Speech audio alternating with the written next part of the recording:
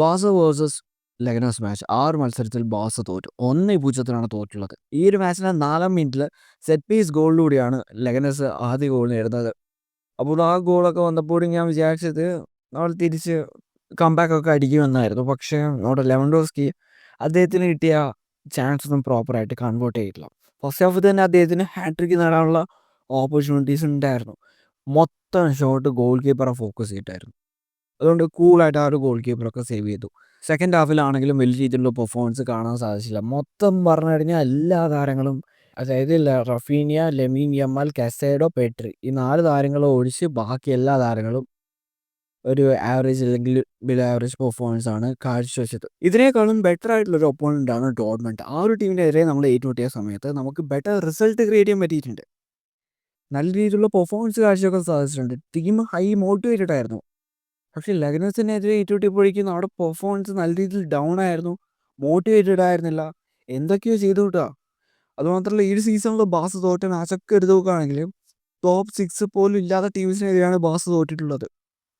അതായത് റയൽ സൊസൈഡാഡ്, സെൽട്ടോ വീഗോ, അതേപോലെ തന്നെ ഇപ്പോൾ ലാ പാൽമാസ്, പിന്നെ മയർക്കല, ലെഗനസ്, ഈ ടീമിനെതിരെയൊക്കെയാണ് നമ്മൾ തോൽക്കുന്നത്. അതേ സമയത്ത് ടോപ്പ് 6 ടീമിനെതിരെ നമ്മൾ ഏറ്റുമുട്ടുമ്പോൾ ബെറ്റർ ആയിട്ടുള്ള റിസൾട്ട് ക്രിയേറ്റ് ചെയ്യുന്നുണ്ട്. ഇപ്പോൾ ബാസ ശരിക്കും പറഞ്ഞു കഴിഞ്ഞാൽ ഈ ഒരു ട്രാക്ക് മാറ്റി പിടിക്കേണ്ട ടൈമായി. മാറ്റി പിടിച്ചില്ലെങ്കിൽ നമുക്ക് 8ൻ്റെ പണി എന്തായാലും വരും. ഇപ്പോൾ തന്നെ നമ്മുടെ ആ ഒരു ലീഡും കാര്യങ്ങളും കംപ്ലീറ്റ്ലി പോയി. അതായത് ആ ഒരു എൽ ക്ലാസിക്കോ ടൈമിൽ നമ്മൾ ഏകദേശം 6 പോയിൻ്റാണ്, 8 പോയിൻ്റ് ലീഡായിട്ടുണ്ടായിരുന്നു. ആ ലീഡ് ഇപ്പോൾ ഇല്ല. ഇപ്പോൾ അത്ലറ്റിക്കുമായിട്ട് സീസണിൻ്റെ തുടക്കത്തിൽ അത്ര നല്ല പെർഫോമൻസ് കാഴ്ചവെക്കാത്ത ടീമാണ് ഇപ്പോൾ 2ാം സ്ഥാനത്തുള്ളത്. റയൽ ഇപ്പോൾ 3ാം സ്ഥാനത്താണുള്ളത്. അതുമാത്രമല്ല ബാസയും അത്ലറ്റിക് മാഡ്രിഡും തമ്മിലുള്ള പോയിൻറ്റ്സ് സെയിം ആയിട്ടുണ്ട്.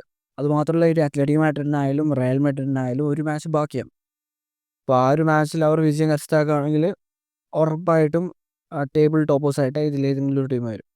അപ്പോൾ ബാസക്ക് ഇനി ആ ഒരു 1ാം സ്ഥാനം റീഗെയിൻ ചെയ്യണമെങ്കിൽ ഇനി അങ്ങോട്ടുള്ള മാച്ചിലെല്ലാം വിജയം കരസ്ഥമാക്കിയേ പറ്റത്തുള്ളൂ.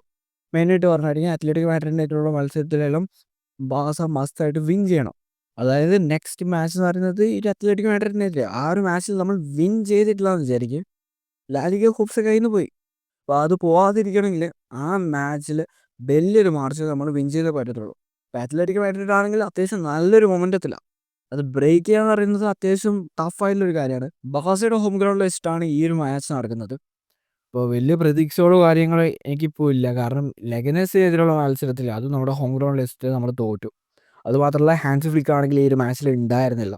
അദ്ദേഹത്തിൻ്റെ അസിസ്റ്റൻറ്റ് മാനേജറായിട്ടുള്ള മാർക്കസ് സോർഗ് എന്ന് പറയുന്ന വ്യക്തിയായിരുന്നു ഉണ്ടായത്. അദ്ദേഹത്തിൻ്റെ അണ്ടറിൽ ബാസ വലിയ രീതിയിലുള്ള പെർഫോമൻസ് കാഴ്ചവെച്ചില്ല. അപ്പോൾ ഈ ടീം അതേ ഹോം ഗ്രൗണ്ടിൽ വെച്ചിട്ട് നമ്മുടെ അത്ലറ്റിക് മാഡ്രിഡിനെതിരെ ഏറ്റുമുട്ടുമ്പോൾ ബെറ്റർ റിസൾട്ട് ക്രിയേറ്റ് ചെയ്യുക എന്നത് ഒരു ഡൗട്ട്ഫുൾ ആയിട്ടുള്ളൊരു കാര്യമാണ്. സോ പ്രതീക്ഷയില്ലാതെയാണ് ഞാൻ ആ ഒരു മാച്ചിനെ വെയിറ്റ് ചെയ്യുന്നത്. എന്തായിരിക്കും ഇതിൻ്റെ റിസൾട്ട് എന്നത് വരും ദിവസങ്ങളിൽ കണ്ടറിയാം. എന്തായാലും എൻ്റെ ഒരു ഹമ്പിൾ റിക്വസ്റ്റ് എന്ന് പറയുന്നത് ഇനി അങ്ങോട്ടുള്ള ജേണിയിലെങ്കിലും ബാസ ബെറ്ററായിട്ട് പെർഫോം ചെയ്യുക. റോബിൻ ഹുഡ് പരിപാടി നിർത്തുക. അതായത് ചെറിയ ടീമിനെതിരെ തോൽക്കുകയും വലിയ ടീമിനെതിരെ ജയിക്കുന്ന ആ ഒരു പരിപാടി ഉണ്ടല്ലോ, അത് നിർത്തുക.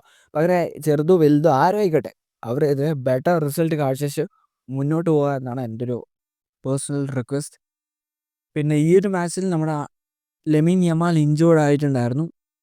അത്യാവശ്യം സീരിയസ് ആയിട്ടുള്ളൊരു ഇഞ്ചറി എന്നൊക്കെയാണ് റൂമേഴ്സ് പറയുന്നത്. അത് എത്രത്തോളം ശരിയാണെന്ന് അറിഞ്ഞൂടോ. നമുക്ക് നോക്കാം ആ ഒരു പ്ലെയർ നെക്സ്റ്റ് മാച്ചിൽ അവൈലബിൾ ആവോ ഇല്ലയോ എന്ന്. പിന്നെ ഈ ഒരു ഡാനി റോഡ്രിഗസ് എന്ന് പറയുന്ന താരം ഇപ്പോൾ ഇഞ്ചുറിയിൽ നിന്ന് നല്ല റിക്കവർ ആയിട്ടുണ്ട്. ബാസ് അത്ലറ്റിക്കിലാണെങ്കിൽ പ്ലെയർ അത്യാവശ്യം നല്ല രീതിയിലുള്ള പെർഫോമൻസ് കാഴ്ചവെക്കാൻ തുടങ്ങിയിട്ടുണ്ട്. അപ്പോൾ എൻ്റെ ഒരു റിക്വസ്റ്റ് എന്ന് പറയുന്നത് നെക്സ്റ്റ് മാച്ച്, അതായത് അത്ലറ്റിക്കോ മാഡ്രിഡ് മാച്ചിൽ ഈ ഒരു താരത്തെ ആ ഒരു സ്ക്വാഡ് ലിസ്റ്റിൽ ഉൾപ്പെടുത്താം. പ്ലെയർ വരികയാണെങ്കിൽ അത്യാവശ്യം ബെറ്റർ ആയിട്ടുള്ള റിസൾട്ടും കാര്യങ്ങളും ആ ഒരു മാച്ചിൽ പ്രൊവൈഡ് ചെയ്യുമെന്നാണ് എനിക്ക് തോന്നുന്നത്. എന്തായിരിക്കും റിയാലിറ്റി എന്നതെല്ലാം കണ്ടു അറിയാം.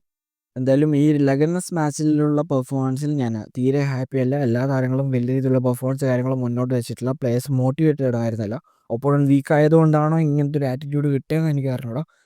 എന്തായാലും നെക്സ്റ്റ് മാച്ചിൽ അതെല്ലാം തിരുത്താം. ഇനി അങ്ങോട്ടുള്ള ജേർണിയിൽ ബെസ്റ്റ് സൈഡ് പെർഫോം ചെയ്യുക, അത്രേ എനിക്ക് പറയുള്ളൂ.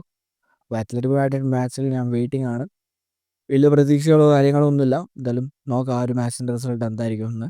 അപ്പോൾ ഈ ഒരു മാച്ചിനെ കുറിച്ച് നിങ്ങളുടെ അഭിപ്രായം എന്താണ്? ജസ്റ്റ് ഒന്ന് നമ്മുടെ ഈ വീഡിയോ അടുത്ത വീഡിയോ ആയിട്ട് കാണുന്നവരെ ബൈ.